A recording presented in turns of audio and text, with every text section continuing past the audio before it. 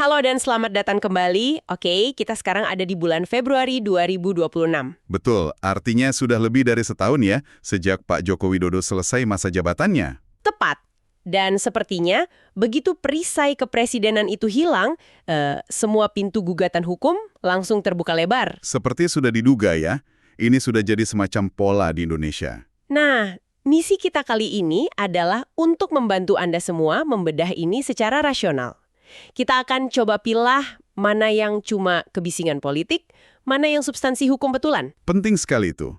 Karena pertanyaannya bukan lagi apakah beliau bersalah, tapi lebih ke kasusnya apa saja sih dan bobotnya seperti apa. Betul.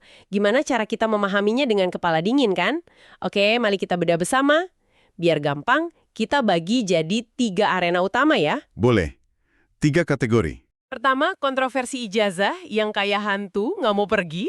Kedua, ini yang lebih berat, tuduhan korupsi dan nepotisme. Nah, yang ini menyangkut institusi. Dan ketiga, ada gugatan-gugatan unik yang lebih simbolis sifatnya. Siap ya? Kita mulai dari yang pertama dulu. Silakan, isu ijazah. Isu ijazah. Saya jujur kira ini udah selesai dari bertahun-tahun lalu, ternyata muncul lagi, malah lebih kenceng sekarang. Ini kan isunya dari 2014. Betul. Yang baru sekarang itu jalur yang ditempuhnya. Dulu kan cuma ramai di media sosial ya. Iya, cuma jadi bahan perdebatan online. Sekarang ini benar-benar dibawa ke pengadilan. Ada gugatan terdata yang cukup vokal dari seorang praktisi hukum, Muhammad Taufik. Oh, saya dengar namanya. Dia menggugat keabsahan ijazah SMA dan ijazah sarjana Pak Jokowi dari UGM tahun 1985. Bahkan sampai dibawa ke Mahkamah Konstitusi juga. Wow, implikasinya kan bisa gila-gilaan kalau sampai terbukti. Seluruh karir politiknya bisa dipertanyakan. Tapi tunggu, tadi Anda bilang ada 2 jalur hukum. Maksudnya gimana? Nah, ini bagian yang menariknya. Ini kayak main catur di 2 papan sekaligus. Di satu sisi, ada gugatan perdata dari para penuduh. Yang mencoba membuktikan ijazahnya palsu. Betul. Tapi di sisi lain, Pak Jokowi sendiri nggak tinggal diam. Beliau ambil langkah hukum balasan. Melaporkan balik. Tepat, melaporkan balik para penuduhnya atas pencemaran nama baik pakai UU ITE. Dan ini bukan gertakan loh. Polisi sudah menetapkan 8 orang sebagai tersangka. Termasuk nama-nama yang kita kenal juga kan? Betul, ada nama Roy Suryo di antaranya. Jadi ini perang hukum yang sangat aktif dari kedua belah pihak gitu. Oke, jadi ini perang gugatan. Ujung-ujungnya kan pasti soal bukti. Pihak yang menuduh itu pakai bukti apa sih? Saya dengar ada soal analisis forensik digital. Iya, mereka menyajikan berbagai analisis yang mereka klaim ya, menunjukkan ada kejanggalan. Mulai dari format tulisan, jenis huruf, terus dibandingkan dengan ijazah lain dari era yang sama. Mencoba membangun narasi bahwa ada yang nggak konsisten. Persis. Tapi disinilah terjadi benturan narasinya. Karena lembaga-lembaga resmi ngomongnya beda sekali. Nah, ini yang penting. UGM dan polisi bilang apa? UGM sudah berulang kali mengeluarkan pernyataan resmi. Mereka konfirmasi Joko Widodo itu alumni kami. Ini datanya, lengkap. Oke, itu dari kampusnya. Tapi titik paling krusial mungkin terjadi pada 22 Mei 2025. Waktu itu Bareskrim Polri setelah melakukan penyelidikan yang komprehensif ya. Mereka ngapain aja waktu itu? Mereka membandingkan ijazah asli dengan sampel ijazah lain, cek catatan universitas, semuanya. Lalu mereka secara resmi mengumumkan ijazah ini asli dan sah. Tunggu sebentar. Kalau Bareskrim sebagai lembaga penegak hukum sudah bilang asli, kenapa gugatan perdatanya masih bisa jalan?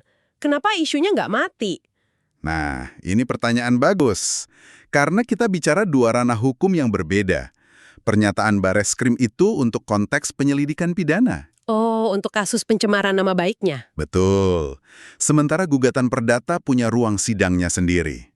Tapi, ya secara rasional, isu ini fungsinya lebih sebagai alat delegitimasi politik. Maksudnya? Tujuannya bukan buat menang di pengadilan. Mungkin bukan itu tujuan utamanya. Tujuannya adalah untuk terus-menerus menanamkan keraguan di benak publik, merusak warisannya, gitu. Jadi ini lebih soal pertarungan persepsi daripada hukum murni. Saya rasa begitu.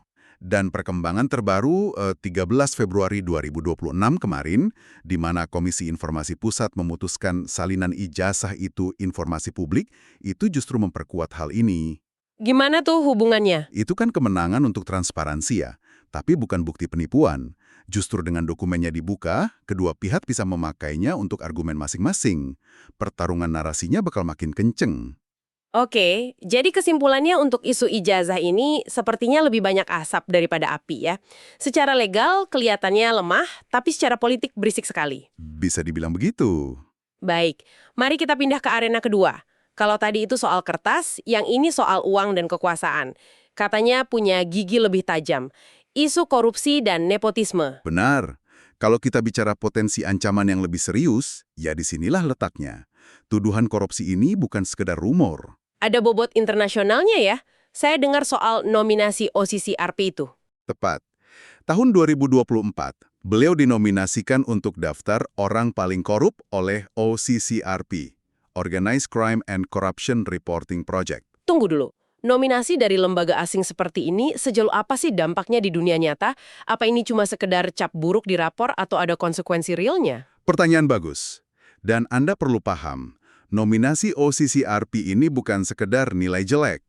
Ini seringkali jadi amunisi bagi aktivis domestik. Jadi pemicu ya? Betul, dan bisa menarik perhatian lembaga keuangan internasional.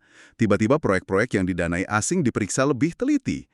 Dan terbuktikan, awal 2025, para aktivis di sini pakai nominasi ini sebagai momentum. Untuk lapor ke KPK? Ia mengajukan laporan baru ke KPK terkait dugaan pencucian uang dan kolusi. Oke, ini sudah masuk ranah serius. Proyek apa yang paling disorot? Yang paling menonjol itu penyelidikan KPK soal dugaan kejanggalan di proyek kereta cepat Wush. Pembengkakan biaya yang masif. Anggarannya sekitar 52 juta dolar per kilometer. Padahal perkiraan awalnya? Nah, perkiraan awal dari pihak Tiongkok sendiri cuma di kisaran 17-18 juta per kilometer. Jauh sekali bedanya. Itu yang pertama. Yang kedua? Kedua, ada tuduhan bahwa proyek ini dipaksakan terus meskipun ada keberatan dari beberapa menteri yang khawatir soal potensi kerugian negara. Ini rumit. Di mana batas antara keputusan bisnis yang jelek dengan tindak pidana korupsi, gimana membuktikannya? Dan itulah tantangan terbesar KPK. Mereka harus bisa membuktikan adanya mens rea, niat jahat. Contohnya seperti apa? Misalnya ada aliran dana ilegal, kickback, atau kebijakan yang sengaja dibuat untuk untungin pihak tertentu. Kalau cuma terbukti keputusannya nggak cermat dan bikin rugi, itu masuknya ranah kebijakan, bukan pidana. Makanya statusnya sekarang masih penyelidikan awal ya, belum jadi dakwaan. Tepat sekali. Disinilah faktor politik jadi sangat relevan. Maksudnya hubungan dengan pemerintahan sekarang. Betul. Status hukum Pak Jokowi sangat bergantung pada dinamika hubungannya dengan pemerintahan Prabowo. Perlindungan politik yang dulu dia nikmati kan otomatis hilang. Dan perlindungan informal pun bisa menipis ya. Bisa jadi. Kalau ada lampu hijau politik, penyelidikan seperti ini bisa melaju cepat. Tanpanya, ya bisa mandek. Oke, selain soal korupsi finansial, ada juga bayang-bayang dinasti politik dan nepotisme. Terutama soal Gibran dan putusan MK itu. Nah, ini contoh sempurna kasus di wilayah abu-abu politis hukum. Kenapa begitu? Karena sebagian besar keluhan etis terkait itu sebetulnya sudah diproses dan diputuskan, baik oleh MK sendiri atau PT UN, sebelum beliau lengser. Secara hukum formal, kasusnya selesai. Tapi secara etis, publik masih mempermasalahkan. Tepat. Di Indonesia, nepotisme itu dipandang sebagai kegagalan etis yang parah. Tapi bukan kejahatan pidana yang jelas, kecuali ada bukti suap atau quid pro quo. Jadi ini lebih merusak warisan politik, tapi kecil kemungkinan berujung penjara. Sangat kecil kemungkinannya. Baik, sekarang kita ke kategori ketiga. Ini yang menurut saya paling unik. Dari semua hal yang muncul justru kasus mobil SMK. Bisa Anda jelaskan? Ya, ini cukup mengejutkan. Seorang warga Surakarta, umurnya baru 19 tahun, Aufa Lukmana, mengajukan gugatan perdata. Tuduhannya apa? Bukan korupsi kan? Bukan. Tuduhannya wan prestasi, atau gampangnya ingkar janji. Janji yang pernah Pak Jokowi sampaikan waktu masih jadi wali kota Surakarta. Untuk memproduksi massal mobil SMK, yang kita tahu tidak pernah terjadi dalam skala besar. Betul. Saya mengerti ini simbolis. Tapi bukankah ini menyentuh isu yang lebih besar soal akuntabilitas janji kampanye? Apa gugatan seperti ini, meskipun mungkin gagal, punya fungsi sebagai pengingat? Anda menyentuh inti perdebatan yang menarik di sini. Secara hukum perdata, janji politik itu sulit sekali ditagih, karena bukan kontrak. Tapi Anda benar, gugatan ini secara simbolis adalah sebuah pernyataan. Warga negara bilang, kami ingat janji Anda. Persis. Dan kalau kita lihat gambaran besarnya, Ini bagian dari fenomena yang bisa kita sebut keausan pasca kepresidenan. Sudah jadi pola di Indonesia, mantan presiden pasti akan menghadapi badai gugatan begitu turun tahta. Jadi, setelah mendengar semua ini, isu ijazah yang politis, korupsi yang masih diselidiki, dan gugatan SMK yang simbolis. Jujur, ini bikin pusing. Buat kita yang mengamati, gimana cara memprosesnya tanpa terjebak narasi? Ini pertanyaan paling penting. Ada beberapa cara praktis. Pertama, dan ini utama, prioritaskan sumber primer. Maksudnya, dokumen resmi? Betul. Laporan forensik polisi, konfirmasi tertulis dari UGM, dan terutama putusan pengadilan yang bisa diakses di situs Mahkamah Agung. Itu jauh lebih bisa diandalkan daripada rumor di media sosial. Oke, percaya dokumen bukan rumor. Kedua, pahami konteks waktu. Perhatikan kapan gugatan-gugatan ini muncul. Hampir semuanya kan setelah beliau tidak lagi punya kekebalan hukum. Ini bukan berarti gugatannya tidak valid. Tapi kita harus sadar ada dimensi politik yang kental. Waktu adalah segalanya dalam politik. Dan yang terakhir, Ketiga, bedakan jenis kasusnya. Ini krusial. Gugatan perdata seperti ijazah dan SMK itu beda sekali dengan penyelidikan korupsi oleh KPK. standar pembuktian dan konsekuensinya beda ya? Jauh berbeda. Yang satu soal ganti rugi, yang satu lagi soal hukuman penjara. Kalau kita bisa membedakan ini, kita bisa menempatkan setiap isu pada proporsinya yang tepat. Baik, mari kita coba rangkum. Jadi kalau kita lihat statusnya hari ini, secara hukum, Joko Widodo adalah warga negara biasa, tanpa hukuman atau dakwaan pidana aktif. Betul.